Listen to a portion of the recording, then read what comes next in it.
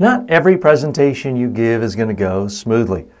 One of my worst presentations happened more than a couple of decades ago. I was going on a talk radio show in South Florida. It was political season. I was promoting a book and I liked a particular candidate. I'll never forget, I went on the show and I go into the studio and I couldn't help but notice my seat was very low to the ground. I had to sort of look up at the host glowering down at me. He was in a real position of authority. So we start the show. He's very confrontational. He's from a different political orientation than I'm in. And as soon as I made the case for a particular candidate I liked, he basically yelled at me and said, "Mr. Walker, I have more respect for a Klansman than I do for you." And I hadn't said anything that provocative. I was shocked. This host's name was, we'll call him Steve Stick. And I continued to rebut. I continued to say what I said. I had already been a talk show host myself at this point, a media trainer. I wasn't lacking in confidence. Next thing I know, he pulls the microphone out of my hand. He's pulling it out. I'm pulling it back. I don't want to let this guy intimidate me. Next thing I know, Mr. Stick reaches under the table and he pulls out a gun. He points it at me. Now, this is talk radio in South Florida. Nobody can see this. And he says, "Now do you see my point, Mr. Walker?" You know what I said at that point? Not much. It was more of a blah, blah, blah, blah, blah. I stammered something. It was not pretty. It was not my greatest talk show appearance.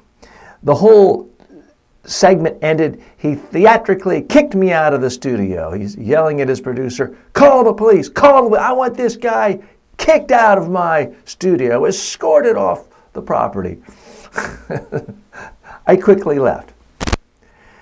And it just so happened I had friends of mine recording the show that day, and they replayed that audio every time I went to their home for the next 5 years. They thought it was so funny to see me embarrassed.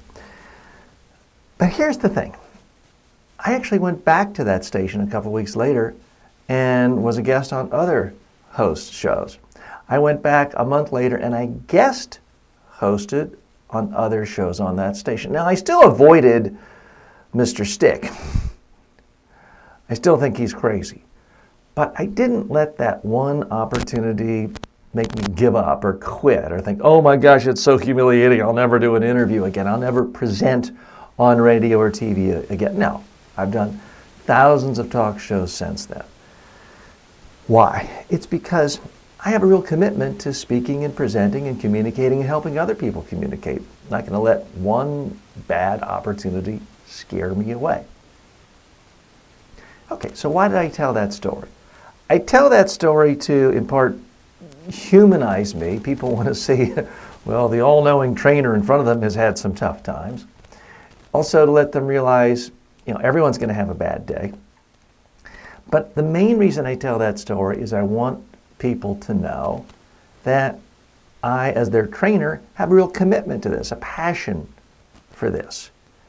And so I tell this story when I'm doing a media training or presentation skills training because I want people to know I didn't just sort of stumble into this last week or it seemed like a hot topic from a Google search or analytics 2 months ago.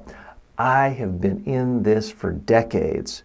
I have some scars to prove it, and I have a real commitment to helping people speak, improve, and to communicate because I love communicating myself.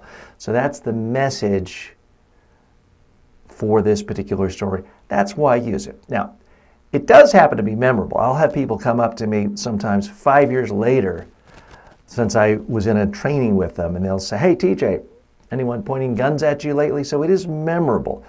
It's a little more emotional and dramatic than the typical story. And people say, "Was that really true?" Yes, it was true. It did happen to me. And it was annoying and frankly a little scary at the time. But that's why it's easy to tell as a story now, more than 2 decades later. I'm just reliving the actual experience.